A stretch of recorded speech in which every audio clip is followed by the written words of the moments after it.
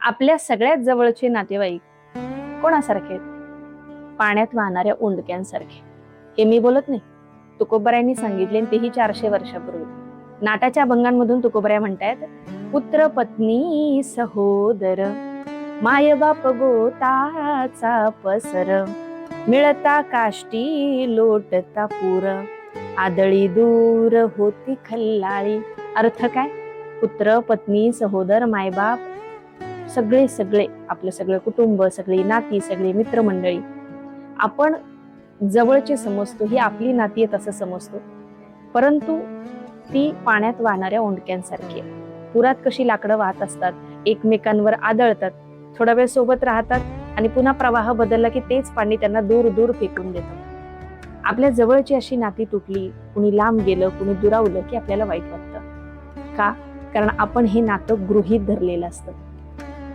मग आता विचार करा, तुमचा शाळेतला बेस्ट फ्रेंड आता कुठे आहे? किती वर्ष झाली तुम्ही बोलला नाहीत त्याच्याशी?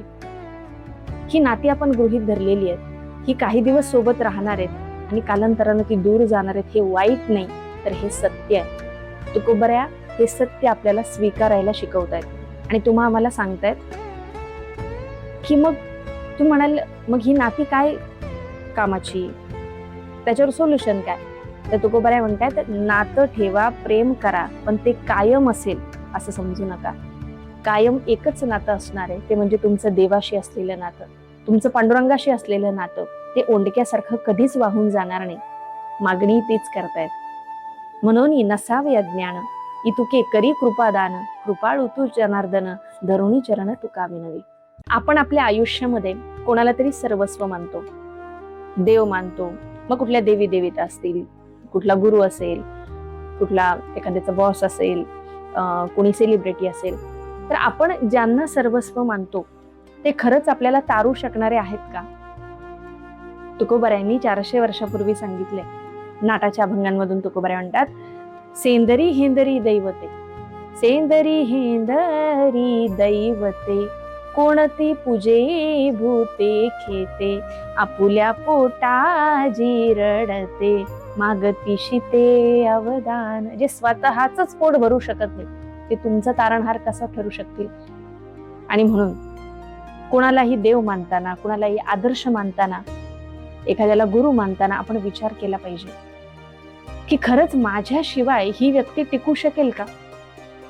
जर उत्तर नाही असेल तर तो देव नाही, तो सर्वस्व नाही. ती व्यक्ती फक्त आणि फक्त कुठला तरी मुखवटा धारण करून तुमचा उपयोग करून घेते. त्यामुळं आपल्याला अशी माणसं ओळखता आली पाहिजे, आपल्याला असे आदर्शही ठरवून घेता आले पाहिजे. तुकोबराया शेवटच्या चरणातून म्हणतात, पैसा नव्हे नारायण, जग व्यापक जनार्दन, तुका म्हणे त्याचे करा चिंतन, वंदू चरण येती सगळे.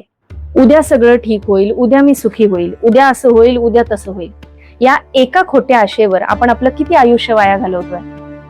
आपण सतत धावतोय, कुणाला घर घ्यायचंय, कुणाला गाडी हवी आहे, कुणाला प्रमोशन हवंय, पण हे सगळं मिळवत असताना आजचा दिवस मात्र हातातून सुटत चाललाय.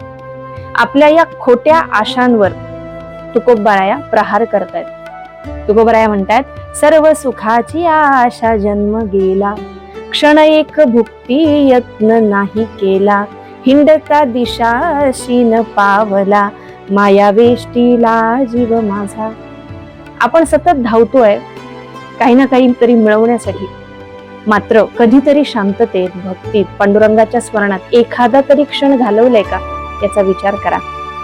आणि हे स्लो लिव्हिंग प्रत्येकाला हवंय, पण आजचा दिवस मिळाल्यानंतर आजचा सूर्योदय बघण्याची संधी देवानं आम्हाला दिली, म्हणून रोज देवाचे आभारच मानले पाहिजे. खरंच तुमचा वेळ वाया जातोय का? मला कमेंट करून नक्की सांगा. आणि हा व्हिडिओ नक्की सेव्ह करा, रोज स्वतःला आठवण करून देण्यासाठी की आमच्या आयुष्यातला मिळालेला एक एक क्षण त्याचं सोनं आम्हाला करता आलं पाहिजे. आपण नेहमी विचार करतो की मी पुरेसा नाहीये, मी कॅपेबल नाहीये, मला रिस्पेक्ट कमवावा लागेल. पण तुकोबराया म्हणतात, जगातली सगळ्यात मोठी शक्ती जर तुमच्या प्रेमासाठी झुकायला तयार आहे तर तुम्हाला काही कमवायची गरज नाही, फक्त श्रद्धा हवी, खरी भक्ती हवी. हे मी बोलत नाही. नाटाच्या अभंगांमधून तुकोबराया म्हणतात, सेवकाच्या शिरी धरुणी चाले पादुका, भक्तांच्या चपला डोक्यावर घेऊन चालायला देव तयार आहे. फक्त तुमची अंतःकरणापासून श्रद्धा हवी. एवढंच नाही तर समोर वाढलेलं जेवणाचं ताट सुद्धा सारून तो धावत पळत भक्तांकडे येतो. तुकोबाराय म्हणतात, दास्य करी दासांचे, उणे न साहे तयांचे, वाढिले ठाईचे, भाने टाकून या धावे. आपण नेहमी विचार करतो की देव उंच आणि मी खाली. देवाला जर हे काम करताना ते खालचं काम वाटत नसेल तर आपल्यालाही ते वाटू नये आणि कधीच वाटू नये. तुम्हालाही कधी असं वाटलंय की तुम्ही कुठेतरी कमी पडला आहात? कमेंट करून मला नक्की सांगा. आणि ही रील अशा व्यक्तीला शेअर करा ज्या व्यक्तीला या गोष्टीची आठवण करून द्यायची आणि त्याला स्वतःमधला चांगुलपणा, स्वतःमधली सत्सत विवेकबुद्धी शोधण्यासाठी मदत करायची. संत तुकाराम महाराज म्हणतात, न भी सर्वथा तुका म्हणे, मी अजिबात भीत नाही. हे कसं शक्य आहे? भीती तेव्हाच मोठी होते जेव्हा आपण विचार करतो की ही सगळी जबाबदारी माझ्यावर आहे. आजच्या भाषेत एन्झायटीचं मूळ कारण आहे की जे आपल्या हातात नाही ते कंट्रोल करण्याचा प्रयत्न. तुकोबऱ्यांचा हा अभंग सांगतो की कंट्रोल सोडा आणि ट्रस्ट ठेवा. तुझे या बळे पंढरीनाथा, झालो निर्भर तुटली व्यथा, घातला भार तुझी या माथा, नभी सर्वथा तुका म्हणे. सगळा भार जो आहे तो मी तुझ्या खांद्यावर टाकलेला आहे, त्याच्यामुळे आता मी अजिबात घाबरत नाही. अपयश असेल, एकटेपणा असेल, भविष्य असेल, या सगळ्या गोष्टींची, मृत्यूची आपल्याला चिंता आहे, आपल्याला भीती आहे.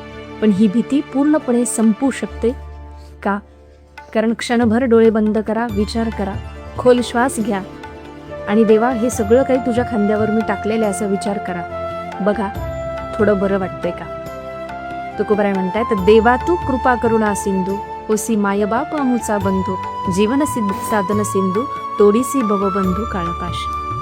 तुमच्या मनावर आज या क्षणाला सगळ्यात मोठा भार कशाचा आहे हे कमेंट करून सांगा.